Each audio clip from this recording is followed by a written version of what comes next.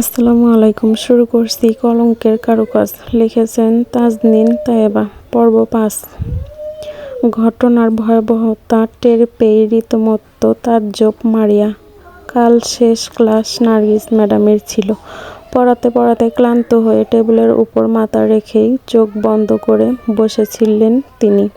মারিয়া ভেবেছিল ম্যাডাম অসুস্থ, তাই মারিয়া ক্লাসরুম থেকে অফিস কক্ষ পর্যন্ত এগিয়ে দিয়ে এসেছিলেন তাকে। কিন্তু আজ এমন একটি ঘটনা ঘটবে কল্পনায়ও আসেনি তার। সে বিস্ময় বাকরুদ্ধ হয়ে বলল, এটা কি করে হতে পারে? কালই তো ম্যাডাম শেষ ক্লাসটা নিল আমাদের, আর আজই? সম্পূর্ণ কথাটা শেষ করতে পারল না মারিয়া। কেন জানি আতঙ্কে আর কষ্টে ধরে এলো গলা। তবে যা বোঝার বুঝে গেছে নূর। সে সতর্ক ভরা সন্দিহান কণ্ঠে বলল, তার মানে তো দাঁড়ায় কাল ম্যাডাম স্কুলে আসছিল, কিন্তু আর বাড়ি ফিরে যেতে পারেনি। ম্যাডামের বাড়ি তো সবাই তো সেই শহরে, নিশ্চয় এই কাজ এলাকার কেউ করেছে। কথার মাঝে নূরের দৃষ্টি আটকালো মাঠের বাপাশে মানুষের ভিড় ঠেলে খোলা জায়গায় এসে দাঁড়ালো মুসা। চোয়ালে চাপ ধরা তার, সূর্যের তাপে চিকচিক করছে গাল ভর্তি দাড়ি আর মাথার ভর্তি চুলগুলো। তার হাতে একটি মুঠোফোন। ব্যস্ত ভূমিতে কানে তুলল সেটা। ভরাট কণ্ঠে বলল, হ্যাঁ বলুন। ওখানের অবস্থা কি? মোবাইলের ওপাশ থেকে ভেসে এলো বিল্লাল চেয়ারম্যানের বিচলিত কণ্ঠ। মুসা প্রতিক্রিয়া বোঝার উপায় নেই। সে সংক্ষিপ্ত উত্তরে বলল, লাশ পুড়িয়ে ফেলা হয়েছে, এভিডেন্স পাওয়ার চান্স। নরকীয় কণ্ঠে বলল, চিন্তা নেই, আমি ওকে এমন জায়গায় রাখবো আপনার বাপও খুঁজে পাবে না। চেয়ারম্যান বুঝল না মুসার অদ্ভুত কথার ধরন। সে প্রলম্বিত স্বরে বলল, কি বললে? মুসা তার পায়ের নিচের ঘাসগুলো পায়ের নিচে পিষে হলো। বিকৃতভাবে ঠান্ডা স্বরে বললাম গা ঢাকা দিতে সাহায্য করব। হ্যাঁ, রাখো তাহলে। নূর দূর থেকে খেয়াল করল মুসাকে। পরিচিত চেহারাটা দেখেই মনস্পটে ভেসে উঠল সেই বীভৎস স্মৃতি। ভয়ে কেন জানি গলা শুকিয়ে এলো তার। সে উৎকণ্ঠিত স্বরে আওড়ালো, উনি এখানে কি করছে? স্মিতা দৃষ্টি ঘুরিয়ে তাকালো মুসার দিকে। উষ্ণ কণ্ঠে বলল, বিল্লাল চেয়ারম্যানের ডান হাত তোর ভাই। এলাকার এমন দুর্ধর্ষ ঘটনায় তো আসবেই। নূর এক ধ্যানে তাকিয়ে রইল মুসার দিকে। চোখের পলক অবধি নড়ল না তার। সে বিড়বিড় করে আওড়ালো, আমার তো ওনাকে এখানে দেখে এখন ওনাকেই সন্দেহ হচ্ছে। কি ভয়ঙ্কর মানুষ, সেটা তো নিজের চোখে দেখেছি সেদিন। মুসার ফোন কেটে পকেটে রাখলো। হাঁটু গেড়ে বসলো পায়ে নিচে পিষে ফেলা ঘাসগুলোর সামনে। তারপর রহস্যময় ভঙ্গিতে ঘাসগুলো তুলে নিয়ে রাখলো তার বুকের পকেটে। মনে মনে কিছু একটা ভেবে তৃপ্তি নিয়ে হাসলো সে। কি অদ্ভুত বিকৃত বীভৎস সে হাসির ধরন। তন্মধ্যেই ছুটে এলো শামীম। হন্তদন্ত হয়ে বলল, ভাই, লাশের পাশে রেদওয়ানের ব্রেসলেট পাওয়া গেছে, এখন কি হবে? মুসা তপ্ত মেজাজ দেখালো। কিঞ্চিত হিসিয়ে বলল, মাদারচোদ, একটা কাজও ঠিক মতো করতে পারে না। তুই গাড়ির কাছে যা, আমি দেখছি। ওকে ভাই। শামীম সম্মতি জানিয়ে চলে গেল। মুসার বিকল মস্তিষ্কে খেলে গেল এক ভয়ঙ্কর পরিকল্পনা। সে প্যান্টের পকেট থেকে একটা রুমাল বের করলো। তারপর রুমালটা বেঁধে নিল তার মুখে। সে পা হেলিয়ে দুলিয়ে এগিয়ে গেল আতঙ্কিত শিক্ষার্থীদের ভিড়ের দিকে। শান্ত পরিবেশকে বিক্ষোভ মুখর করার উদ্দেশ্যে সে ছাড়ল তার কূটনৈতিক চাল। আতঙ্কিত শিক্ষার্থীদের ভিতরে ঢেলে দিল বিষ। সতর্কিত কণ্ঠে বলল, নিজেদের স্কুলের শিক্ষক মারা গেছেন, অথচ তোমরা এত চুপ কেন? প্রতিবাদ করবে না? তোমরা এখন বুঝতে পারছো না এই কাজ কে করেছে? চেয়ারম্যানের ভাতিজা ছাড়া আর কে করতে পারে এই কাজ? শিক্ষার্থীরা বিস্মিত হলো, অবাক হয়ে বলতে চাইল, আপনি? মুসা চতুর টিনেজ শিক্ষার্থীদের ব্রেন ওয়াশ করলো খুব সহজে। আওয়াজ তুলে প্রতিবাদ করো, তবেই না কেস সুষ্ঠু তদন্ত শুরু করা হবে। চেয়ারম্যানের ভাতিজা হওয়ার সুবাদে কিন্তু পার পেয়ে যাবে বলে দিলাম। উনি কি ঠিক বলেছে? চলো, পুলিশদের এটা বলতে হবে, প্রতিবাদ করতে হবে আমাদের। একই স্লোগানে গর্জে উঠল সবাই। মাঠে দাঁড়ানো শত শত শিক্ষার্থীদের মধ্যে তৈরি হলো একতা। সবাই দল বেঁধে এগিয়ে গেল ক্রাইম স্পটে। পুলিশদের কাজে হস্তক্ষেপ করে বলল, আপনারা এখনো লাশ নিয়ে তামাশা করছেন। অন্যদিকে খুনি নিজেকে বাঁচিয়ে নেওয়ার সময় পেয়ে যাচ্ছে। আগে গিয়ে খুনিকে ধরুন। নার্গিস ম্যাডামের হত্যার বিচার চাই আমরা। হ্যাঁ, বিচার চাই, বিচার চাই। সবাই একই তালে স্লোগান দিয়ে গলা তুলে। শিক্ষার্থীদের এমন বিক্ষোভ পুলিশ অফিসার বিব্রত হলো ভীষণ। তিনি পরিস্থিতি শান্ত করার জন্য বললেন, আমরা আমাদের ইনভেস্টিগেশন করছি, তোমরা নিজেদের বাড়ি ফিরে যাও। আজকের জন্য স্কুল অফ। প্রতিবাদী শিক্ষার্থীরা মানল না কোনো জবাবদিহিতা। বিক্ষোভে ফেটে পড়ে বলল, কিসের ইনভেস্টিগেশন করবেন আপনারা? আমরা জানি খুনি কে। চেয়ারম্যানের ভাতিজা রায়হান ভাই এখন খুন করছেন। আপনারা এক্ষুনি গিয়ে ওনাকে অ্যারেস্ট করুন। কারো বিরুদ্ধে প্রমাণ ছাড়া ফালতু এলিগেশন না এনে বাড়ি চলে যাও বাচ্চারা, নয়তো আমাদের কনস্টেবলরা লাঠি চালাতে বাধ্য হবে। অফিসার কথাটা বলেই কনস্টেবলকে অর্ডার করলো, ওদের 2 মিনিটে এখান থেকে সরাও।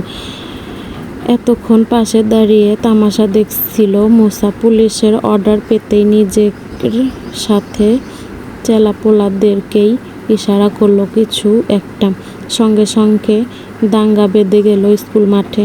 এক ভয়ঙ্কর মারামারি শুরু হয়ে গেল মুহূর্তেই। গুন্ডাগুলো পাথারি মারা শুরু করলো শিক্ষার্থীদের। সবার হাতে হকিস্টিক, মুসার হাতেও বাদ পড়েনি। স্কুল মাঠে মারামারি আর হট্টগোল দেখে আতঙ্কে উঠল নূর। সাথে মস্তিষ্ক জ্বলে উঠল, রেগে ক্ষোভে ফেটে পড়ল ভেতরটা। এতক্ষণ ধরে মুসার সমস্ত কার্যকলাপ দেখছে নূর। মারামারিটা মুসা ইচ্ছে করে বাদিয়েছে। বিষয়টা বুঝতে এক বিন্দুও ভুল হয়নি তার। সে কিছুক্ষণ নিজের রাগকে আর নিয়ন্ত্রণ করতে পারল না। ধেয়ে এগিয়ে গেল মুসার সামনে। প্রচণ্ড আক্রোশে থাবা মেরে ধরল মুসার হাতের হকি স্টিকটা। গর্জে উঠে বলল, আমি দেখছি আপনি ইচ্ছে করে মারামারি লাগিয়েছেন। হকি স্টিক হাতে এলোপাথারি মারছিল মুসা। নূর এসে বাধা দিতেই ক্রোধ আগ্নেয়গিরির মতো ছড়িয়ে পড়ল শিরায় শিরায়। নূরকে জোরে সোরে ধাক্কা দিয়ে ধমকে উঠল, সামনে থেকে সর। নূর সরল না। সাহস করে কিছু বলতেই যাবে তার আগেই মুসা হকি স্টিকটা দিয়ে আঘাত করে বসল নূরের মাথায়। নূর আঘাতে কপাল চেপে ধরল। তার কণ্ঠ পুড়ে বেরিয়ে এলো চাপা আর্তনাদ। আহ! নূরের কপাল ফেটে কিঞ্চিৎ রক্ত বেরিয়ে গেল মুহূর্তেই। মুখের ওপর কালো নিকাবটা ভিজে গেল রক্তে। মুসা সেদিকে তাকিয়ে ঘৃণায় থু ফেলল। ছে! কপালে হাত চেপে রেখে ফুঁপিয়ে উঠল নূর। চোখ লাল করে রাগে থরথর করে কাঁপতে কাঁপতে বলল, আপনি নিষ্ঠুর, আপনি নষ্ট, এই ভদ্র সমাজের আবর্জনা আপনি। মুসা নিজের দলের লোকের একজনের পায়ে গোড়ালিতে জোরে সোরে একটা আঘাত ছুড়ে দিয়ে ক্রোধাক্ত কণ্ঠে বলল, ভদ্র সমাজ আমি নষ্ট, আমার সমাজে আমি শ্রেষ্ঠ। সামনে থেকে সর চোতমারানি। নূর তখনও কাঁপছে থরথর করে। মাথা যখন ফাটিয়েছে তখন পণ করে নিয়েছে এখান থেকে সরবে না, এর শেষ দেখে ছাড়বে সে। না, আমি সরব না। মারামারি বন্ধ করতে বলুন। মূসা ক্ষুব্ধ হয়ে গলা চেপে ধরল তার।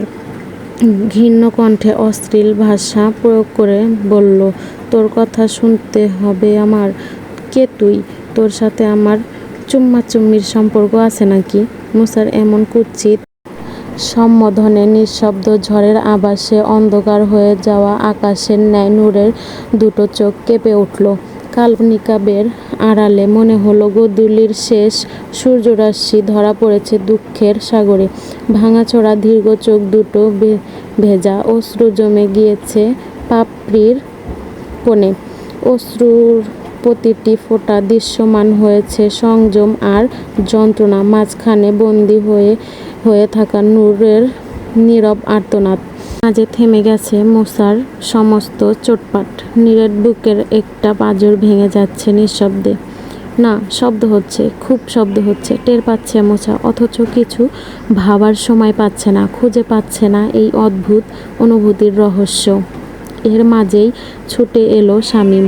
নূরের গলায় মূসার হাত দেখে আগে তাকালো পুলিশের দিকে। তারা এখন ব্যস্ত, শিক্ষার্থীদের সাথে পেরে উঠছে না কিছুতেই। তবুও বলা যায় না, বিষয়টা পুলিশের নজরে পড়লে কেলেঙ্কারি হয়ে যাবে, তাই হন্তদন্ত হয়ে বলল, কি হয়েছে ভাই, এই মাইয়াকে?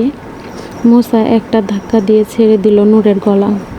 ক্রোধিত কণ্ঠে বলল, বেয়াদবটা আমার সাথে গলার রক টানা দিয়া কথা কইতাছে, ওরে আমার সামনে থেকে সরা। শামীম মূসাকে শান্ত করার জন্য বলল, মাইয়া মানুষ ভাই, ছাইরা দেন। মূসা তপ্ত শ্বাস ফেলল, আগুন চোখে তাকালো নূরের অশ্রুসিক্ত নয়নের গভীরে। খানিক ভরকে গেল, আবার কিন্তু বুঝতে দিল না, গম্ভীর কণ্ঠে বলল, ওকে বাড়ি দিয়ে আয় যা।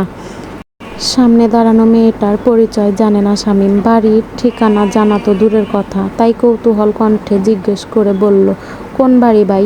মূসা ঠান্ডা দৃষ্টিতে তাকালো নূরের দিকে। নূর তার এক হাত কপালে চেপে ধরে ফোঁপাচ্ছে। সেদিকে তাকিয়ে কিছু একটা ভাবল মূসা, তারপর বিদ্ধ আঙুল দিয়ে কপাল চুলকে শামীমকে জিজ্ঞেস করল, এভিডেন্সের কাজটা সারছে ভাই? শামীম জবাব দিতেই মূসা আকস্মাৎ হাত চেপে ধরল নূরের। ভরাট কণ্ঠে বলল, গন্ডগোল সামলা, আমি আইতাছি। তারপর নূরের হাত চেপে ধরে ছোট্ট শব্দে বলল, চল। নূর চমকালো, ঘাবড়ালো ভীষণ। নিজের হাত মূসার হাতের মুঠে থেকে ছাড়ানোর জন্য মোচড়াতে বলল, আমি আপনার সাথে যাব না, একাই যেতে পারবো। নূরের কণ্ঠনালী থেকে কথাটা বের হওয়ার মাত্রই রাগের চোয়াল শক্ত করল মূসা। বাঁ হাতের মুঠোয় ধরে রাখা হকি স্টিকটা আরেকটু জোরে চেপে ধরল। তারপর কথাবার্তা ছাড়াই হঠাৎ আঘাত করে বসল নূরের দু পায়ে। আঘাতের তীব্রতায় পা ভেঙে থুবড়ে পড়ল নূর। কণ্ঠনালী থেকে বেরিয়ে এলো মৃদু আর্তনাদ।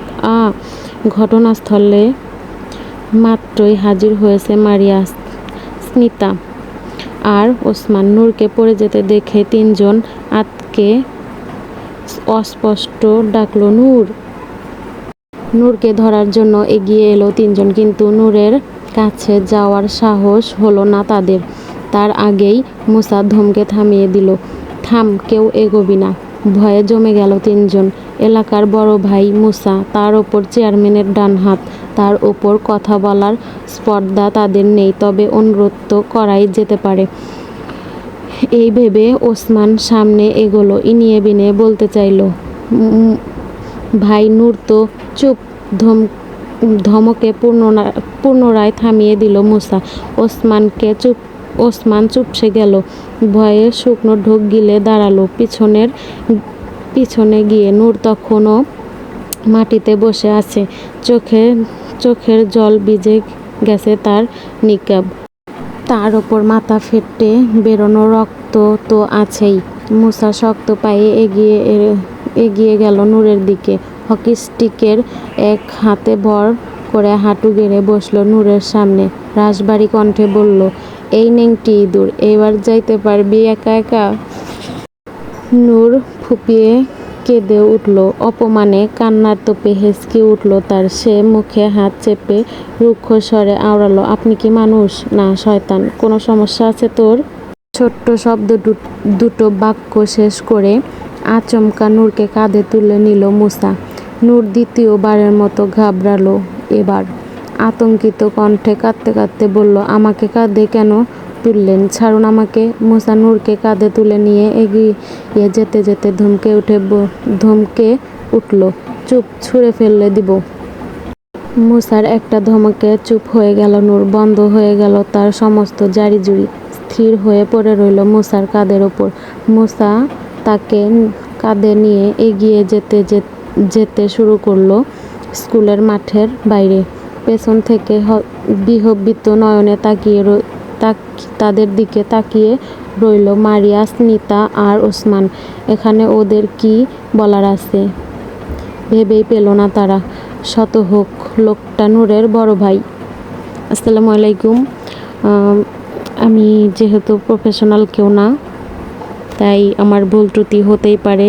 সবাই ক্ষমা সুন্দর দৃষ্টিতে দেখবেন। ভালো থাকবেন সবাই। আর প্লিজ সবাই চ্যানেলটাকে সাবস্ক্রাইব করে একটা লাইক দিবেন, আর কমেন্টে অবশ্যই জানাবেন কেমন লাগছে গল্পটা। ধন্যবাদ সবাইকে।